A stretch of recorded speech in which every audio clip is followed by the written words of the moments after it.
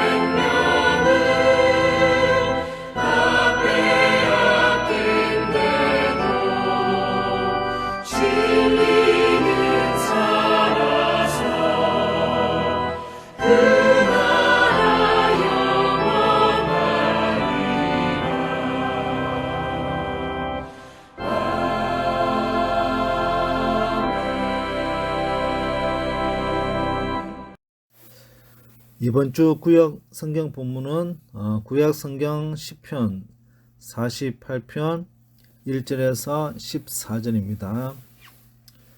구약 성경 시편 48편 1절에서 14절 함께 보시겠습니다.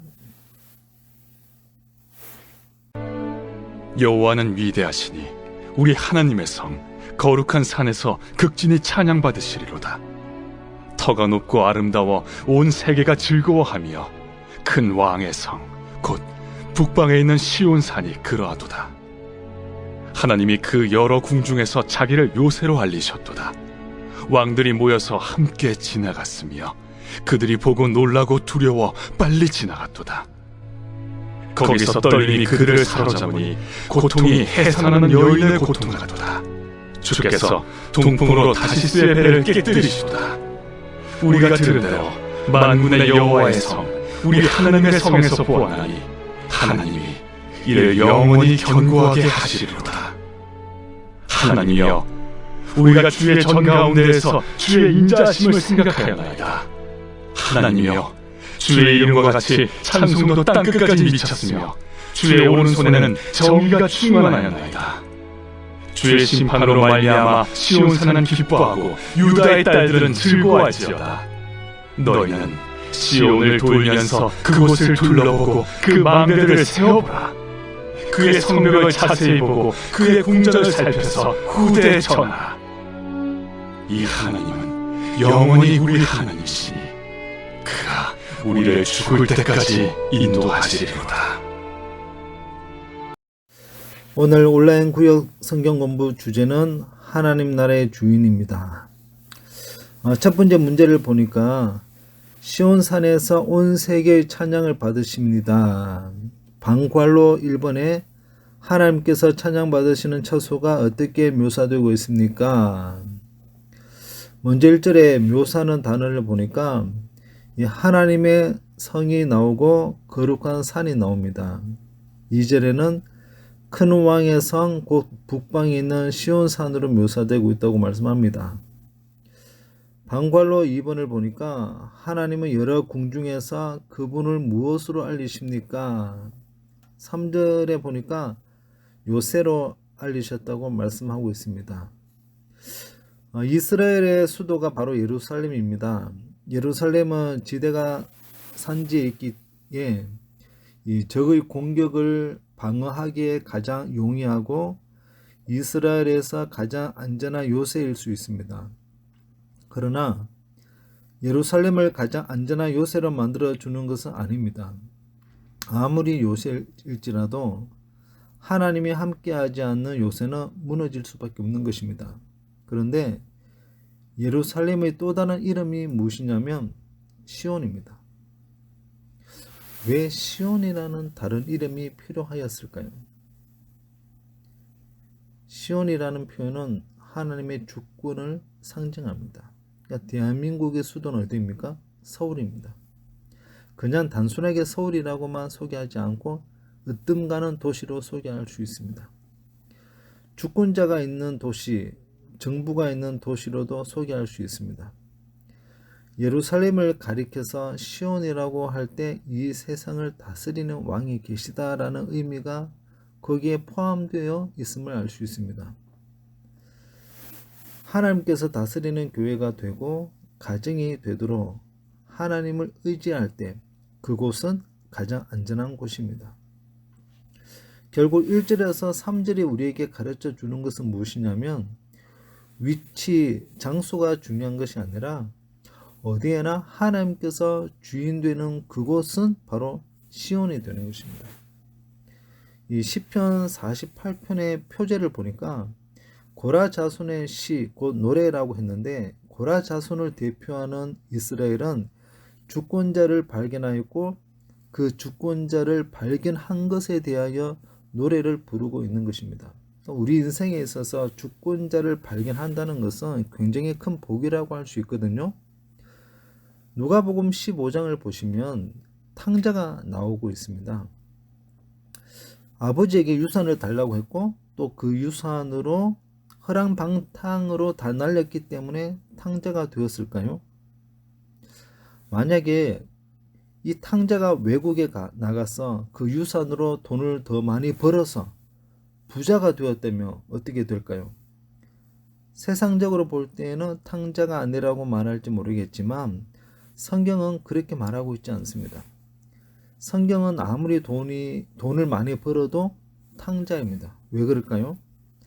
탕자가 되는 기준이 무엇이냐면 가난하느냐 부자인가 이것이 기준이 아닙니다. 성경의 기준은 아버지의 주권을 인정하느냐 안 하느냐 여기에 달려 있거든요. 아무리 외국에서 부자가 되었다 할지라도 아버지와 관계가 정립이 되어 있지 않으면 성경에서는 탕자라고 말하는 것입니다. 아버지와 함께 살았던 큰아들도 어떻게 보면 소위의 집안의 탕자라고 말하잖아요. 큰아들도 아버지의 주권을 인정하지 않았거든요. 우리도 하나님의 주권을 인정하지 않는다면 탕자가 될 수밖에 없다는 것을 기억해야 합니다. 우리가 잘 부르는 찬양 가사 중에 내가 주인 삼은 모든 것을 다 내려놓아야 한다고 말하고 있잖아요. 우리는 그분 앞에 다 내려놓고 엎드려야 한다는 것입니다. 탕자는 아버지의 주권을 인정하지 않았기 때문에 떠난 것입니다. 그럼 돌아온 탕자가 아버지께로 다시 돌아왔다는 것은 무엇이 회복되었다는 말인가요? 단순히 예루살렘이 도시가 우리에게 상속이 되어 회복된 것에 대하여 기뻐하는 것이 아니라 시온을 발견했기 때문에 기뻐한 것입니다. 두 번째 문제를 보니까 하나님께서 시온을 공격하는 열왕과 나라를 멸하십니다. 방관로 1번에 왕들이 빨리 지나간 이유는 무엇입니까? 5절을 보니까 그들이 보고 놀라고 두려워 빨리 지나갔다고 그렇게 말씀합니다. 48편 시는 시온을 발견한 이스라엘 백성들과 대조되는 사람들을 등장시키는데 이 4절에서 5절에 보면 이 4절에 왕들이 모여서 함께 지나갔음이여 또 5절에도 보니까 그들이 보고 놀라고 두려워 빨리 지나갔도다. 그러니까 시온을 발견한 사람들과 대조되는 왕들이 등장하는데 그 왕들이 어떤 행동을 하고 있느냐면 4절과 5절에 평행적으로 똑같은 단어로 등장하는 것이 바로 지나갔다는 것입니다. 이것이 저주받은 자의 형편이거든요. 여러분 마태복음 19장과 누가복음 18장을 보시면 부자 청년이 등장합니다. 그 청년은 부자이고 고위직 공무원이고 또 거기에 경건까지 하나님 말씀을 다 지켰다고 말합니다. 아주 완벽한 사람으로 보이는데 예수님께서 너에게 부족한 한 가지가 있다고 말씀하십니다. 너의 재산을 다 팔고 나를 따르라고 말씀합니다. 그때 성경은 그 부자 청년의 행동을 보여주는데 그는 부자인 고로 근심하여 주님을 떠나갔다고 했습니다. 여기에 죽음과 생명의 갈림길이 있는 것입니다. 종교적인 조건은 완벽할 수 있거든요. 그러나 나를 따르라는 삶의 메시지가 전파되어졌을 때 그 부자 청년은 예수님을 떠났다고 성경은 기록합니다. 청년이 떠나는 그 뒷모습을 향해 예수님께서 말씀하시기를 부자는 천국에 들어가는 것이 낙타가 바늘 귀에 들어가는 것이 쉽다고 말씀하셨습니다. 자, 그럴 때 옆에 서 있던 제자들이 예수님께 묻습니다. 저 청년이 천국에 갈 수 없다면 누가 도대체 저 천국에 갈 수 있다는 것입니까? 그때 예수님께서 복음의 메시지를 전하죠. 사람으로는 할 수 없으되 하나님은 할 수 있느니라고 말씀하셨습니다. 그러니까 우리가 아버지의 자녀로서 권세를 누릴 수 있는 것은 오직 아버지만 하실 수 있는 것입니다. 그 부자 청년은 시온에 묶이는 삶을 살아가지 못하고 세상에 묶이는 인생을 살아감으로 인해 시온의 영광을 맛보지 못하고 그냥 지나치는 인생을 살았던 것입니다. 또 요한복음 8장에도 보면 죄를 지어서 현장에 붙잡혀온 여성을 향해 돌로 쳐야 한다고 사람들이 외쳤거든요. 그럴 때 예수님께서 사람들에게 말씀하시기를 죄 없는 자가 돌로 치라. 그때 사람들은 어떻게 반응하고 있습니까? 양심의 가책을 받아서 요한복음 8장 9절을 보면 어른으로 시작하여 젊은이까지 하나씩 나가고, 그러니까 다 예수님을 떠나갔습니다. 예수님을 붙들고 그분 곁에서 거하는 삶을 살지 못하고 각자 자기들이 원하는 것으로 떠나가 버렸던 것입니다. 그런데 오직 누구만 남아 있었느냐면 가늠한 여인만 예수님 곁에 남았다는 것입니다. 여러분, 생명의 기준점은 예수님 곁에 있어야 합니다. 시온을 발견한 사람들의 특징은 하나님의 주권을 발견했기에 그 전능자의 그늘에 살겠다는 결단의 고백으로 찬양을 하는 것입니다. 정신 차려 보니까 내가 예루살렘 백성이구나. 그 깨달음이 있었다는 것입니다. 그래서 그 시온성 안에 거하겠다는 순종의 표현으로 기쁘게 표출하고 있는 것입니다. 그런데 이 4절과 5절을 보니까 세상의 왕들은 그것을 보면서 떠나가 버렸던 것입니다. 보았고 놀랐고 두려웠지만 하나님 앞에 굴복하는 것이 아니라 그들은 빨리 지나가 버렸다는 것입니다. 왜 그렇게 떠나가 버렸을까요? 그 이유가 6절에서 8절에 잘 나타나고 있습니다. 방관로 이번에 왕들에게 임한 고통은 무엇과 같습니까?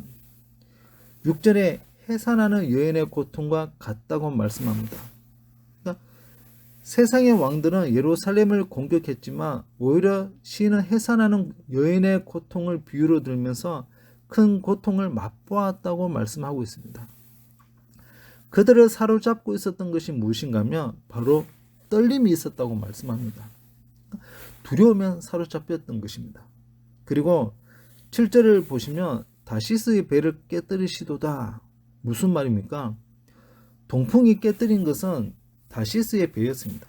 그러니까 시편 기자가 살고 있었던 당시 상징적인 느낌이 무엇인가 하면 열왕기상 10장 22절에 왕이 바다에 다시스 배들을 두어 히람의 배와 함께 있게 하고 그 다시스 배로 3년에 한 번씩 금과 은과 상아와 원숭이와 공작을 실어 왔습니다. 그러니까 당시 다시스는 오늘날 스페인이거든요. 그러니까 전 세계에서 가장 번화한 마치 엘도라도, 전설적인 황금의 도시와 같은 곳이 바로 다시스입니다. 그러니까 금이 있고 은이 있고 상아도 있다고 합니다.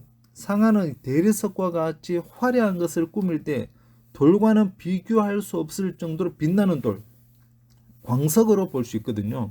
원숭이, 공작 이런 것은 당시 엔터테인먼트, 많은 사람들을 즐겁게 해주는 역할을 하는 것입니다.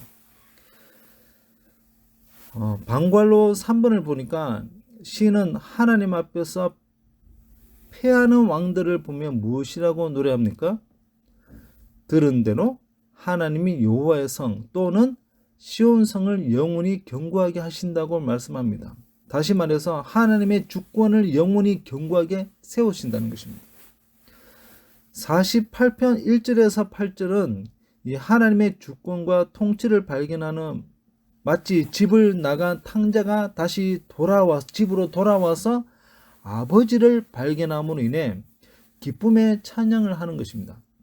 그러니까 세상의 왕들은 두려움에 사로잡혀 그것을 극복하기 위해서 다시스의 배와 같이 엔터테인먼트, 금과 은 그리고 상아로 자신을 위하여 화려함을 꾸며보지만 그렇게 할 수 없었습니다.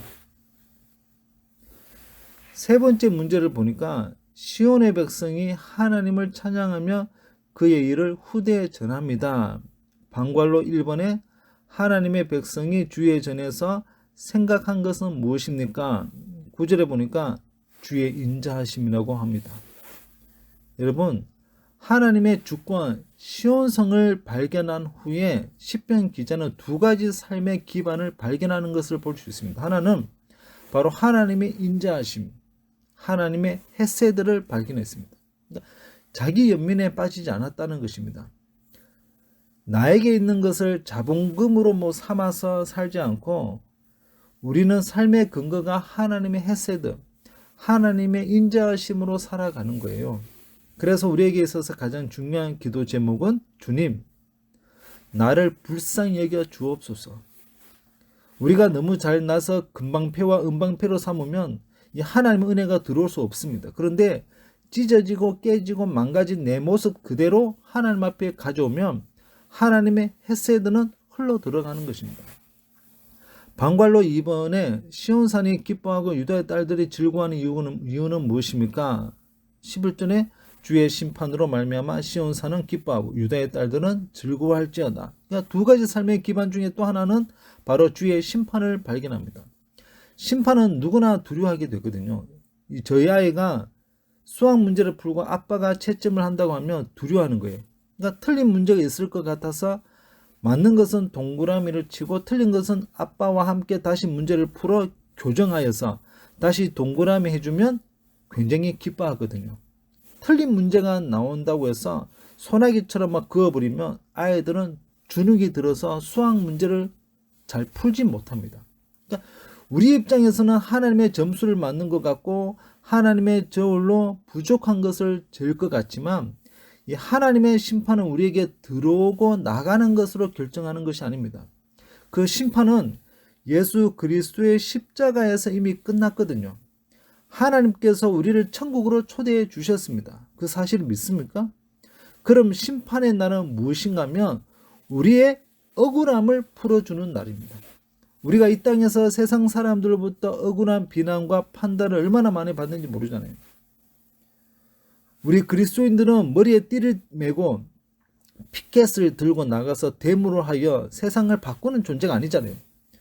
그럴 것 같으면 예수님께서 12영이나 되는 천군 천사를 보내어서 헤롯 왕을 무너뜨렸을 것입니다. 하나님의 나라는 우리의 다수결과 우리의 힘과 노력으로 되는 것이 아니라 하나님의 심판으로 되는 것입니다. 아무리 이상하고 억울함과 손해를 본다 할지라도 마지막 날 구약 성경 전도서 12장 14절에 뭐라고 말씀합니까?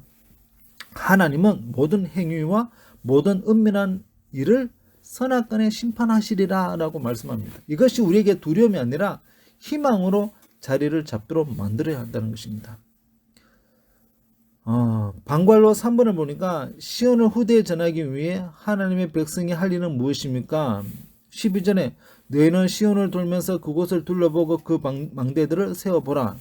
13절에는 그의 성벽을 자세히 보고 그의 궁전을 살펴서 후대에 전하라고 말씀합니다. 그러니까 아무것도 없었던 아주 작은 대한민국 한반도에 선교사님들이 입국하기 전에 성경이 먼저 들어오고 하나님께서 우리나라를 어떻게 붙드셨는지 여러분 한번 생각해 보십시오.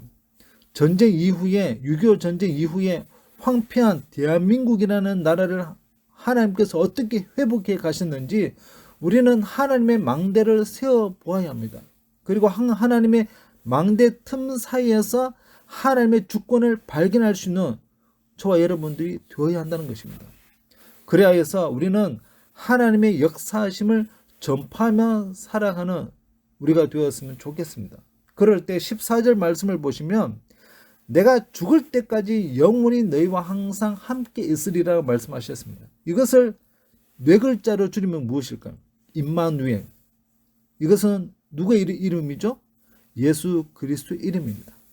모든 이름 위에 뛰어난 이름을 우리에게 주셨습니다. 그러므로 시온의 정체는 예수 그리스도이십니다. 우리는 저 멀리 예루살렘을 바라보는 것이 아니라 시온 백성들은 골고다를 바라보고 십자가를 바라보는 것입니다. 우리가 서 있는 그곳이 시온이 되어야 하고 시온의 백성답게 살아가는 우리 모두가 다 되시기를 간절히 소망합니다. 할렐루야. 아멘. 이 시간 우리 함께 중보 기도합니다. 하나, 코로나19와 변종 바이러스가 더 이상 확산되지 않게 하시고 새 학기가 시작되는 모든 사역 가운데 영적 기지개를 켜고 움츠렸던 우리의 마음도 활짝 열어 하나님의 인도하심을 경험하며 살아가게 하옵소서. 둘, 담임 목사님 전화 되신방 마무리 단계에 있는데 성령 충만을 허락해 주셔서 어려운 시기를 보내는 성도들의 가정에 말씀과 기도로 진정한 성령의 위로와 격려가 있게 하옵소서.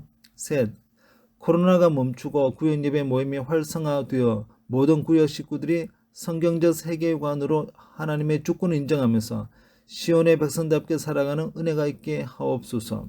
넷, 하나님의 비상섭리하심을 기대하면서 요양 중에 있는 환우들과 각종 질환으로 고통당하는 환우들의 건강을 회복시켜 주셔서 하나님과 관계가 더 뜨거워지는 믿음의 역사가 있게 하옵소서. 다섯, 청소년부와 청년부 연합 온라인 수련회를 통해 구원의 확신, 예배 확립, 하나님의 비전을 발견하는 풍성한 영적인 시너지 효과를 기대할 수 있도록 인도해 주옵소서. 여섯, 대통령을 비롯한 모든 위정자들과 국민들이 하나님의 시선과 마음으로 소외된 계층을 돌아보게 하시고 학대와 방치, 무관심으로 죽어가는 자들이 없도록 지켜 주옵소서. 이 시간 다 같이 합심해서 중보 기도하겠습니다.